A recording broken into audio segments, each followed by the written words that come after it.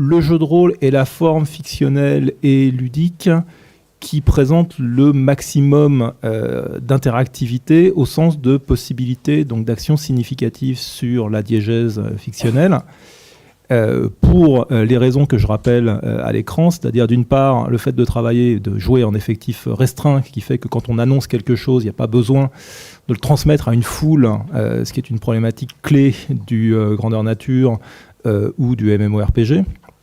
Le fait d'échanger en langue naturelle, ce qui est finalement très très rare dans les jeux de société traditionnels ou dans les jeux vidéo, on est obligé de passer par un code univoque de communication donc, qui va permettre d'implémenter la règle. Bien entendu, il faut un arbitrage par un humain et pas par un logiciel pour que la langue naturelle soit traitée comme telle, c'est-à-dire dans toute sa puissance d'évocation. L'absence de public dont Sébastien Delfino rappelait l'importance, c'est-à-dire le fait de ne pas être dans une logique d'évaluation par un public extérieur, mais uniquement par le groupe en tant que producteur donc, de ses propres normes. Et puis, là aussi, je passe rapidement, parce que ça a été amplement abordé ce matin, la question de l'aléa, et la possibilité, notamment sur des jeux qui favorisent les relances et les résultats extrêmes, d'avoir à traiter collectivement des résultats que personne, à commencer par le meneur, n'attendait, qu'il s'agisse de fumbles monstrueux ou de réussites mythiques. Donc, dans cette interactivité maximale, j'inclus par convention également les story games. Il pourra y avoir discussion pour savoir si ce sont des jeux de rôle, etc. On n'entre pas dans ce débat-là, mais bien entendu, on retrouve les 5 caractéristiques énoncées dans la plupart des story games. Alors, deuxième porte ouverte qui en est une pour nous, mais qui n'est pas nécessairement comprise comme telle dans le milieu universitaire et notamment chez beaucoup de théoriciens de la fiction. Tous les jeux ne sont pas égaux par rapport à la proposition d'un monde dense, complet, etc. Coralie a largement présenté ça.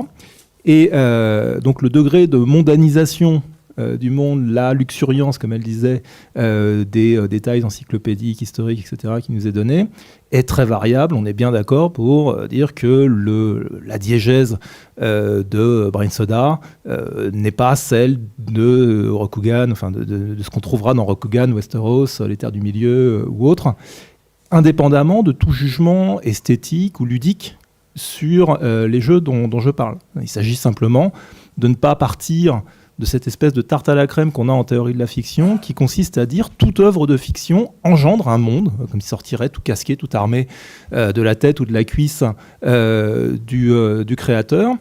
Le world making, c'est un vrai boulot. Ça prend du temps, ça prend une énergie considérable. Des éditeurs se spécialisent là-dedans, d'autres éditeurs disent au contraire, non, on va faire des diégèses très, très courtes, des univers de poche, etc. Il n'y a pas de jugement à avoir sur l'un ou sur l'autre, mais il faut bien admettre que quand on parle de changer le monde, on ne parle pas des mêmes mondes suivant les gammes et les types de jeux proposés. Enfin, quand je dis jusqu'où peut-on changer le monde, c'est pas jusqu'où doit-on changer le monde. C'est-à-dire, j'ai absolument rien à vous vendre en termes de prescription de ce que serait un bon jeu de rôle ou une bonne façon de jouer au jeu de rôle. Ce qui m'intéresse en tant que sociologue et en tant que narratologue, c'est de voir quel est le degré de changement diégétique que les utilisateurs d'un système interactif quelconque, que ce soit un jeu vidéo, un grandeur nature, etc., peuvent provoquer. Sachant qu'il y a par ailleurs des jeux qui sont faits justement, qui sont fondés sur le phénomène d'immuabilité du monde. Si vous jouez à Paranoia et que d'un seul coup vous pouvez déboulonner l'ordinateur, ça n'a plus aucun intérêt, c'est plus Paranoia. Donc les jeux, notamment à dimension tragique, sont faits pour souvent réaffirmer le fait qu'on n'arrive pas à changer le monde. Et c'est en soi très intéressant d'un point de vue ludique.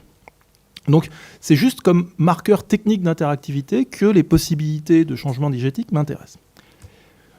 Si je résume brutalement cette introduction, le jeu de rôle peut être effectivement assimilé à de la fanfiction au sens où on fait ça entre soi, pour un public qui n'a pas les attentes que peut avoir un public large ou un studio, et là où personne chez DC Comics ou chez les différentes firmes qui travaillent avec ne pourrait se permettre de tuer vraiment le Joker. On peut le tuer plein de fois, mais il a toujours la cuve de Ra's al Ghul qui l'attend, ou un plan B de résurrection qui va permettre de le rebooter à chaque fois. En jeu de rôle, si je déclare en tant que joueur ou en tant que meneur que le Joker est mort, il est vraiment mort, il ne reviendra plus. Et donc il va falloir imaginer ce monde-là sans. Je peux anéantir Gotham City. Ça devient difficile de jouer sur Gotham City comme sur un champ de ruines, mais c'est intéressant parce que le jeu de rôle me permet de le faire là où les marketeurs et les cadres en général de DC Comics m'empêcheraient vraisemblablement de prendre cette décision. Donc, il y a de l'intercréativité, il y a aussi de l'interdestructivité. Et quand on pense que les studios de jeux vidéo ont consacré des millions à augmenter les possibilités de destruction des environnements qui nous sont proposés, le fait qu'en jeu de rôle, en 2 phrases, on puisse dire « la chaufferie à Paris 13 est écrasée par le Faucon Millenium qui vient de se poser dessus », et que tout le monde va tenir compte de cette prémisse parce qu'elle est performative et qu'il va falloir jouer avec ça, à condition qu'on survive, cette dimension-là est spécifique donc, de cette expérience.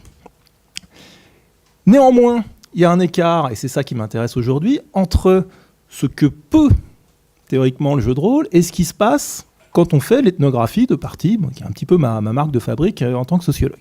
C'est-à-dire quand on suit des parties, en général on est à la table, on ne va pas se mettre à côté à regarder, on constate qu'il y a énormément de phénomènes qui amortissent les possibilités de changement diégétique et qui font que l'action aura en général des répercussions purement locales. Ou alors, on a une grande intrigue planétaire, mais qui consiste à sauver la planète. Quand tu sauves la planète, tu ne la modifies pas, bien au contraire. D'abord, ingurgiter toutes les clés encyclopédiques, toutes les règles qui en découlent sur un univers de fiction et éventuellement sur sa storyline officielle, eh bien, c'est un travail considérable aussi bien du côté de l'éditeur que du côté du meneur, éventuellement des joueurs. Donc, lorsque ce travail a été accompli, on rechigne, et c'est tout à fait compréhensible, à provoquer des changements de nature révolutionnaire ou cataclysmique, des changements macro-sociaux dans un univers qui a déjà supposé donc cet investissement. Le deuxième point, c'est que dans leur structure même, les settings qui nous sont proposés sont souvent cloisonnés. Le cloisonnement de base étant de faire évoluer un groupe de joueurs, de personnages joueurs dans des couloirs, des murs, etc. Ou fragmentés. C'est-à-dire qu'on n'a pas mis de barrière physique, mais on a séparé les lieux pertinents de l'action par du vide interstellaire, par des landes radioactives, par le désert brûlant, etc. Autant d'espaces vides entre lesquels ça ne communique pas. Le post-apo, pour ça, est fabuleusement intéressant, puisque on a tous les avantages de la modernité en ayant enlevé tout ce qui fait système dans le monde, c'est-à-dire essentiellement les grands médias et la présence des institutions. Et puis, il y a le phénomène de levelisation des environnements. Quand on levelise, vous savez, on démarre niveau 1 avec son petit personnage de donjon, et puis on est dans un petit bled où le bourgmestre, il est niveau 3. Et puis après, on va se retrouver niveau 8 dans une ville où même le cordonnier, il est niveau 9. Et les monstres tout autour de la ville, bien sûr, ils sont niveau 12, etc. Donc il va falloir se mettre à 5 ou 6 pour essayer d'en découdre avec eux. Ce qui veut dire qu'on peut grobiliser sans gagner en statut social. C'est-à-dire on peut avoir une ascension technique du personnage sans pour autant lui donner les moyens de déclencher des changements macro-sociaux. Bien entendu, je parle de façon très générale, il y a eu Birthright, il y a eu des tas de manières de tenter ça. Hein. J'imagine qu'au fur et à mesure que je parle, des noms de gammes qui ont tenté autre chose s'affichent dans votre tête. Autre phénomène d'amortissement qu'on retrouve quand même très fréquemment dans les gammes et autour des tables, le fait d'amener les personnages, en fait le tour mentalement de votre ludothèque, à vivre dans la clandestinité ou à respecter certaines règles de discrétion. On ne va quand même pas dire aux gens qu'on est des anges et des démons et qu'on participe à un grand jeu dans le Paris contemporain. Idem pour toutes ces campagnes où à partir du moment où vous avez résolu localement une énigme, la campagne prévoit que vous remontez dans le paquebot et vous partez pour Nairobi, Shanghai ou Londres. Et donc, même si vous avez enclenché quelque chose qui pourrait avoir des répercussions macro-sociales, vous n'en verrez pas le fruit parce que vous serez à quelques milliers de kilomètres de là. Enfin, on a explicitement, et pour les meilleures raisons du monde, je ne suis pas en train de jeter la pierre à qui que ce soit, des dispositifs scénaristiques qui permettent d'écrire de la campagne au long cours sans avoir de risque de déraillement. J'avais pris notamment l'exemple de la campagne COPS, où vous avez donc le système des codes bleus et des codes rouges, donc qui permettent de dire attention, tel personnage, il ne faut pas qu'il soit tué, parce que sinon ça va vous obliger à largement réaménager la suite de la campagne, donc ce personnage par exemple les codes bleus, pour essayer d'être raccord d'un épisode à un autre. Et bien entendu, on n'annonce pas ça aux joueurs. On ne va pas dire un tel arrive avec son code bleu sur la tête. Donc il va falloir être suffisamment malin pour empêcher les déraillements d'un épisode à l'autre. Et puis enfin, on a ce qu'on observe très souvent autour des tables, la remarque du meneur qui va dire « tu fais vraiment ça ?» Quand on a une hypothèse un peu tête brûlée, alors vous pouvez aussi tomber sur le meneur qui ne vous entend pas.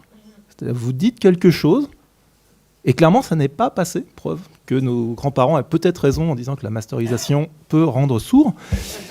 C'est-à-dire que les joueurs, ensuite, risquent, parce que le groupe restreint, c'est de la psychosociologie de base, il engendre ses propres normes, et il peut avoir son propre regard sur ce qui est valable à l'intérieur. Si on voit que ça risque de faire dérailler le scénario, on va avoir le « arrête tes conneries », alors que l'une des prémices de base du jeu de rôle, ce serait justement « va jusqu'au bout de tes conneries ». C'est-à-dire « assume, voilà, tu proposes ça, on va voir ce que ça donne ». Donc, l'élaboration des mondes fictionnels, et la référence a été faite effectivement à l'ouvrage de Anne Besson, je vous encourage à vous précipiter donc, sur Constellation, son dernier ouvrage qui explore cette question donc, des mondes fictionnels. Plus les mondes sont persistants, élaborés, luxuriants, etc., plus ils sont lourds à déplacer. Un monde persistant, il tend à persister, même quand on joue dedans. Les joueurs de MMO le savent. Les joueurs de jeux de rôle pourraient s'en affranchir, mais de fait, ces amortisseurs les ramènent à ce phénomène de village des Schtroumpfs, c'est-à-dire, vous savez, quand les albums des Schtroumpfs se terminent, en général, c'est l'apocalypse, les maisons sont toutes en pied, et à l'épisode suivant, il est tout neuf. C'est-à-dire que l'univers se reboot. Les monstres respawnent et l'univers se reboot. Comment on peut passer, alors c'est pas des conseils aux meneurs, je suis pas un meneur particulièrement doué, mais c'est plutôt ce que j'observe quand justement on observe des changements de monde significatifs autour des tables que j'ai pu suivre. Qu'est-ce qui fait qu'on va passer de l'action d'un petit groupe, parce que nécessairement 5 ou 6 personnages, qu'est-ce que vous voulez que ça change au monde autour, à des répercussions macro-sociales. D'abord, au lieu d'être dans le cloisonnement, la fragmentation, c'est-à-dire on a été tuer un dragon hyper puissant, mais c'était au niveau moins 15, donc personne s'en est aperçu. Et là, on va utiliser au maximum les moyens de mettre en lumière l'action des personnages. Ça se fait justement par des procédés de défragmentation des environnements. Le monde des ténèbres de 91 est très rigolo, le monde de ténèbres de 2015 est encore plus rigolo parce que tout le monde a un smartphone. Et donc dès qu'il y a une bagarre dans le Intel by Night, le Petauschnuk by Night Times va titrer sur voilà ce qui s'est passé. Et d'ailleurs, sur Twitter, il y a eu ça, sur YouTube, il y a eu ça. Pensez à Kick-Ass. Le point de départ de Kick-Ass, c'est ce héros un peu pourri qui se fait filmer par quelqu'un dans un smartphone alors qu'il est en train de se faire dérouiller. Ça lance réellement l'intrigue. On peut avoir, bien entendu, les corbeaux de Game of Thrones, sont l'email de l'époque. Ils sont d'ailleurs d'une fiabilité incroyable, jusqu'à l'Ansible, qui permet donc de franchir des distances hyperspatiales. On va avoir des exploitations très poussées des effets de réputation ou des réactions de population, d'institutions. C'est-à-dire, par exemple, le village dans lequel le groupe de personnages arrive, qui a déjà monté des milices et des barricades parce que les personnages arrivent. C'est-à-dire qu'ils ont construit, c'est pas, si vous voulez, simplement l'effet de réputation, tu rentres dans l'auberge, quelqu'un te reconnaît. Là, c'est, non, les gens ne veulent pas vous voir entrer, quoi. C'est-à-dire qu'on a tout de suite un effet macrosocial du fait de la réputation. On peut avoir le cas inverse, c'est-à-dire les fans qui campent devant chez vous, des cas comme ça, où à partir d'une... et comment ça se passe, vous faites une partie Monde des Ténèbres, il y a quelques bikers qui ont été jetés sur le toit des immeubles. Si vous avez un meneur un peu sourd, il va dire le lendemain dans les journaux, on parle d'une explosion de gaz. L'explosion de gaz, éternel fourre-tout pour dire personne ne réagit. Si vous avez un meneur qui pense en termes macro-social, vous allez avoir le témoignage de la mère du biker, des marches blanches, les amis, etc. Et puis la police sur les dents, la garde nationale déployée. Enfin, vous pouvez créer du macro-social à partir d'une simple escarmouche. Les petits gestes peuvent avoir des effets extrêmement puissants. D'une façon générale, il suffit de voir comment procèdent dans l'actualité ou dans la fiction tous ceux qui exploitent les ressources du conflit asymétrique. C'est-à-dire conflit asymétrique, c'est globalement terrorisme, prise d'otages, piratage, tout ce qui fait qu'aujourd'hui, quelques individus font le cœur de notre actualité, en bien comme en mal. Il ne s'agit pas de porter de jugement sur ce que ça peut donner a priori, mais regardez, reprenez par exemple un après-midi de chien de Sidney Lumet, par exemple, sur la prise d'otage qui d'un seul coup monte en mayonnaise fabuleuse. Ces conflits asymétriques ont cette force tout à fait importante pour passer du micro au macro. La notion de talon d'Achille, alors ça, pour le coup, elle est très exploitée, mais en général, dans un scénario, il y a un talon d'Achille, qui est la clé de résolution du scénario. Pensez tous à cette grosse patate de Sauron qui a mis tout son pouvoir dans un seul anneau.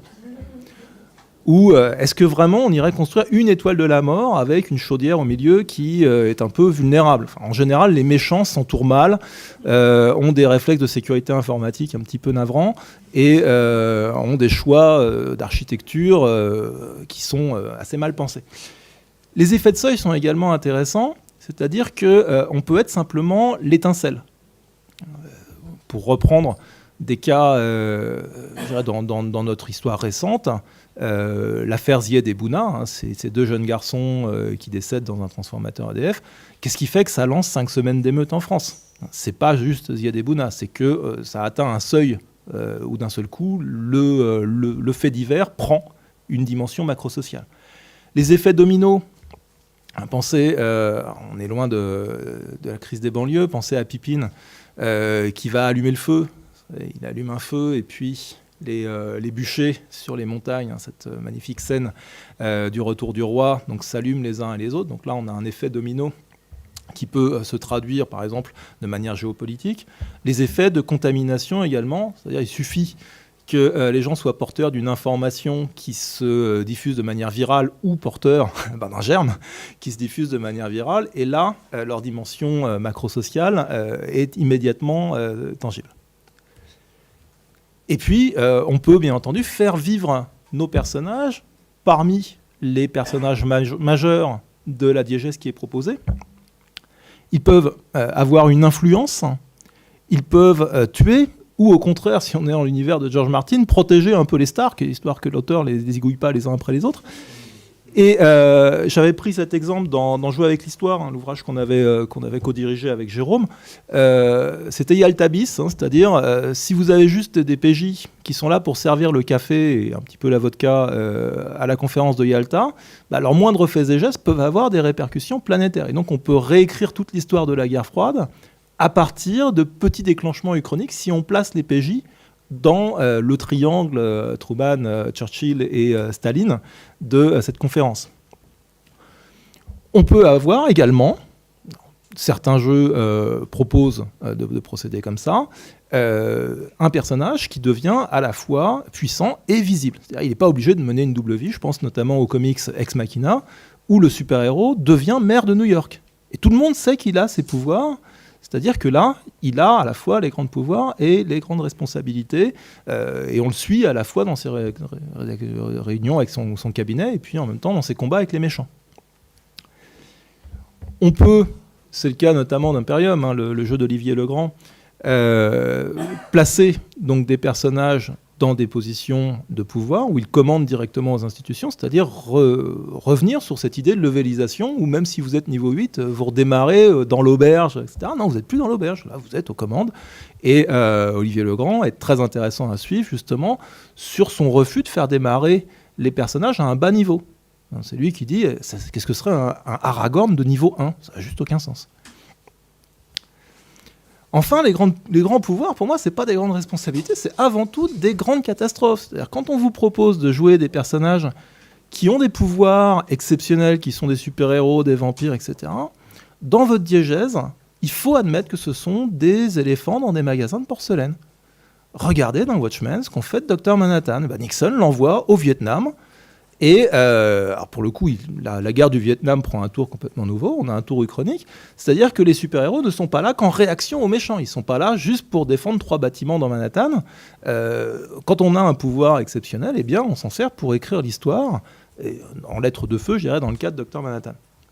L'environnement, lui-même, peut porter les stigmates. Alors bien entendu, quand on écrit pour un scénario publié, on a beaucoup de mal à le faire, dans la mesure où on ne sait pas dans quel ordre les scénarios vont être joués, mais quand on est autour de sa table, ce problème-là ne se pose pas. Je vais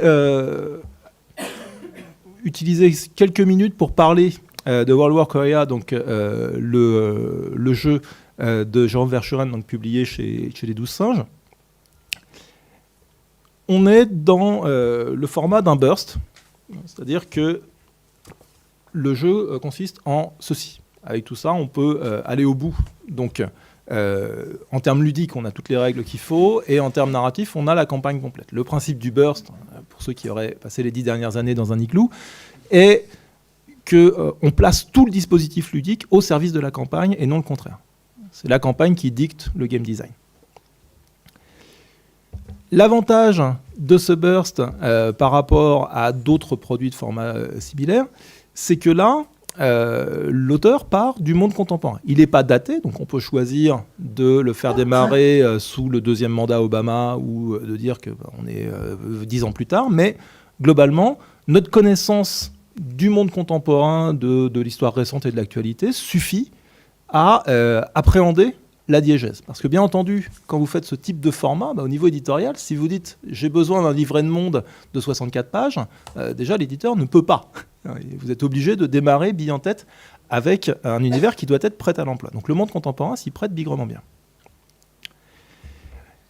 Ce qui est intéressant dans cette campagne, c'est qu'elle est très peu cogénérée, c'est-à-dire que c'est très écrit. On a des épisodes, des aides de jeu rédigées, etc. C'est écrit, entre guillemets, à l'ancienne, mais avec une nouveauté qui est amenée par l'auteur, qui est un système de seuil et de jauge. C'est-à-dire que lorsqu'une aventure démarre, un épisode de la campagne démarre, eh bien, vous regardez en tant que meneur où sont les jauges, par exemple, de régression technologique, où en est la progression de l'armée coréenne, je vous spoil rien, et à quelle phase, c'est-à-dire dans quel ordre les épisodes ont été pris les uns par rapport aux autres, et on va dire, celui-là, il aurait pu les aider, mais il est mort. Ça y est, il a été déporté. Tel autre, ça y est, il n'y a plus d'électricité, donc il va falloir avancer maintenant avec les moyens du bord.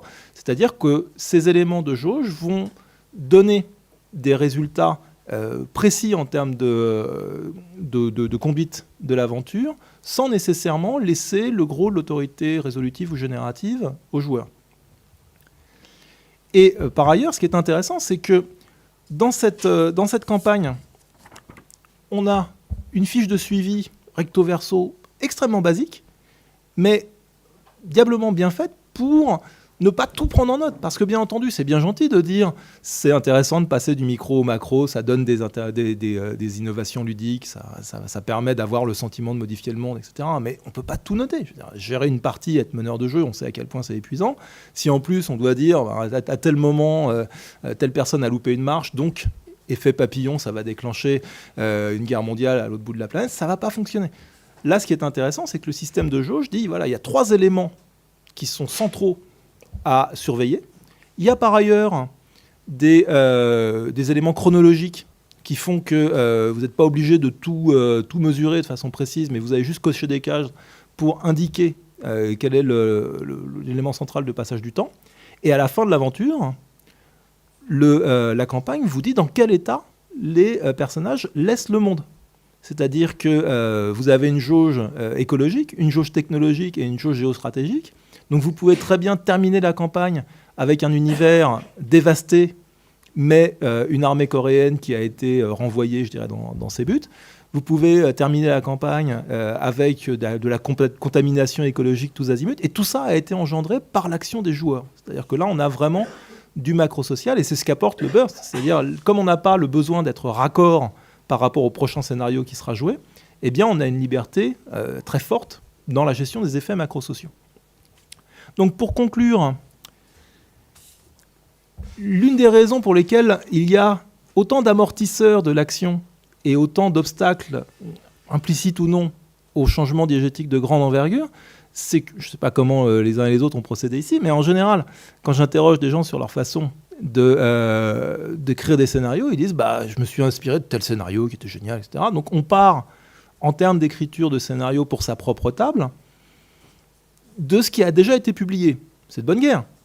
Mais ça oblige, ça amène à incorporer toute une série de réflexes d'écriture qui n'ont pas lieu d'être quand on écrit juste pour ses propres joueurs.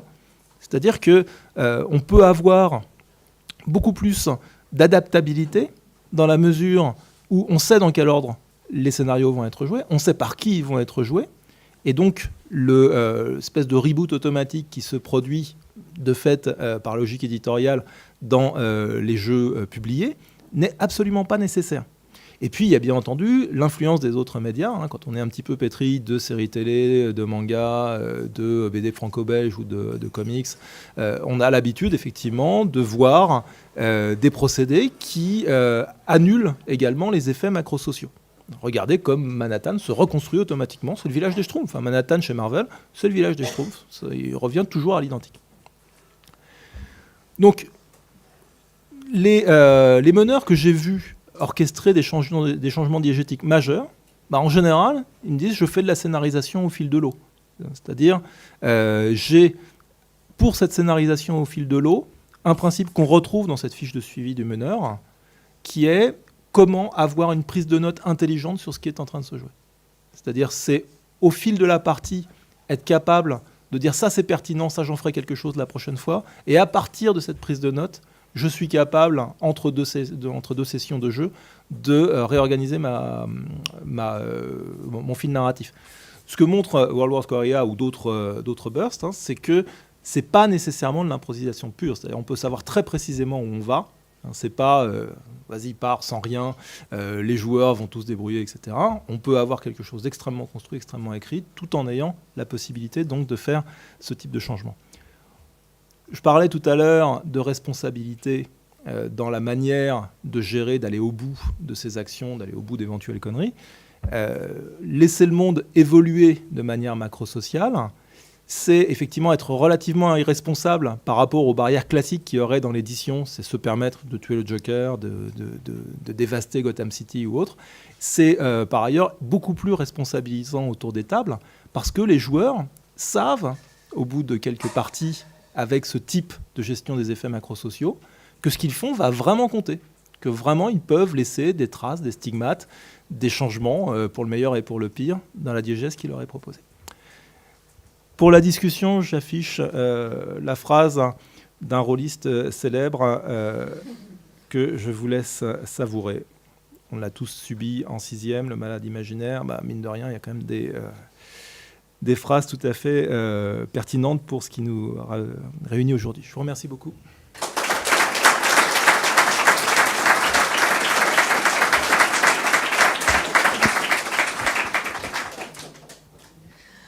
Bon, alors, question. Ouais, je vais passer.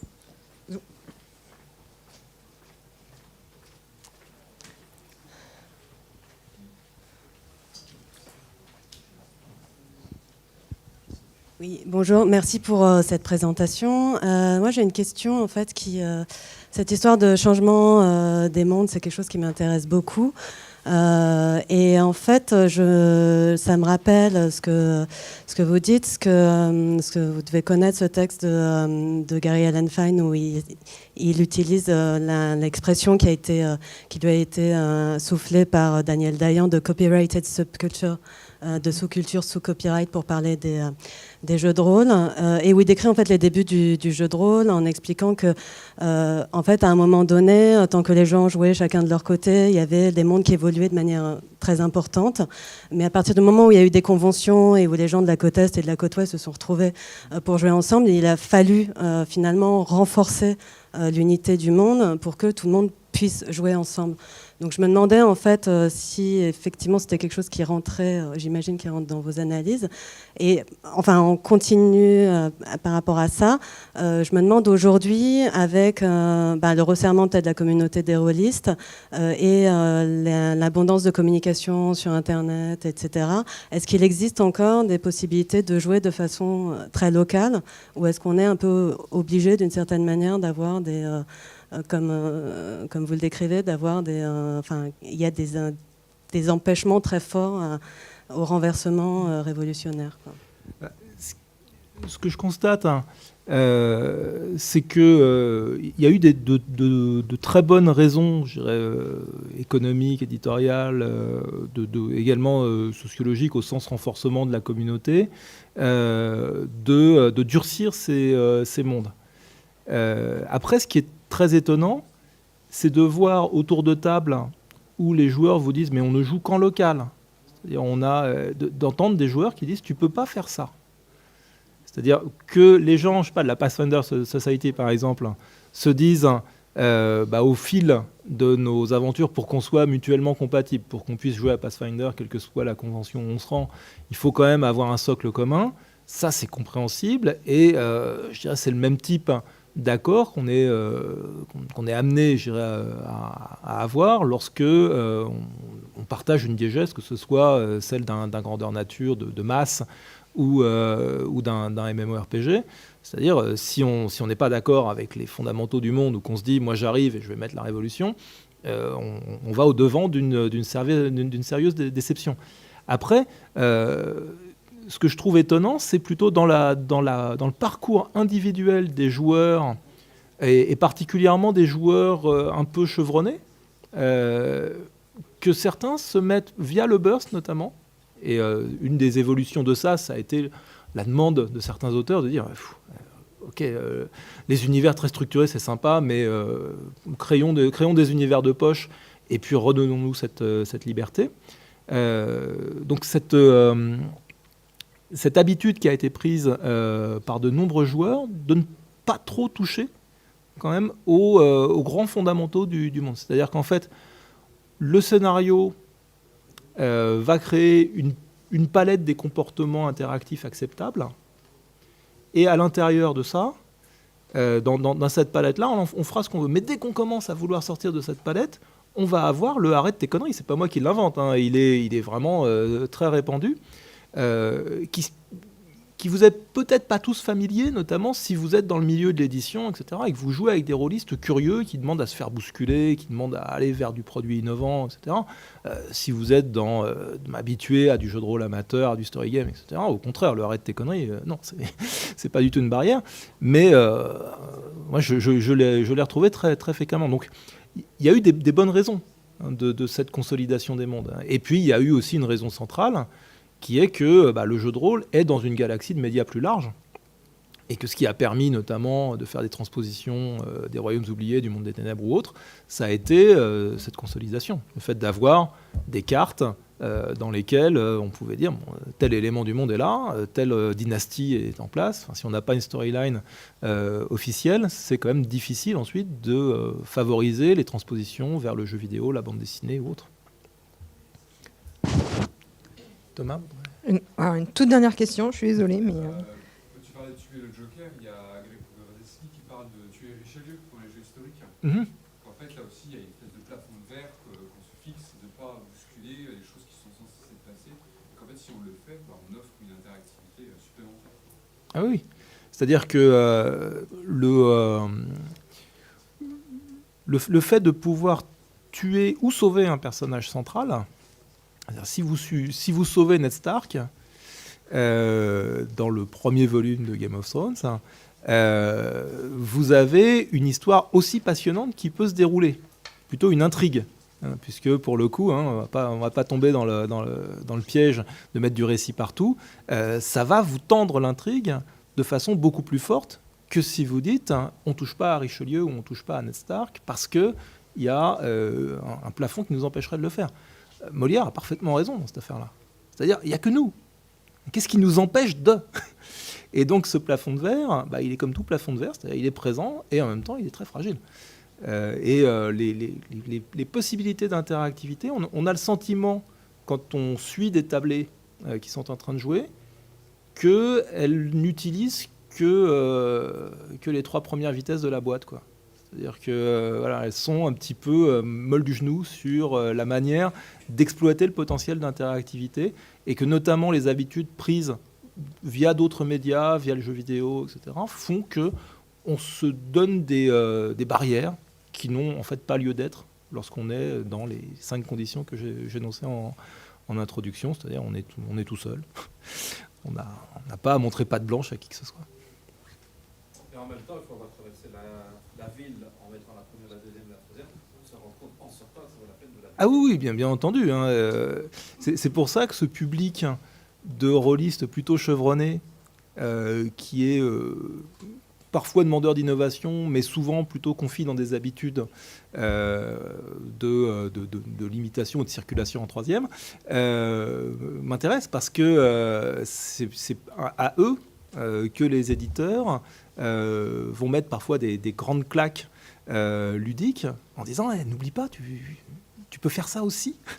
Et j'en ai notamment une tablée qui joue à Oltré, et ça a été un seul coup une bouffée d'oxygène pour eux de découvrir que tiens, t'es pas obligé de suivre la carte des royaumes oubliés, quoi. Merci, je suis désolée, mais Merci on va à être tous. obligé de s'arrêter là.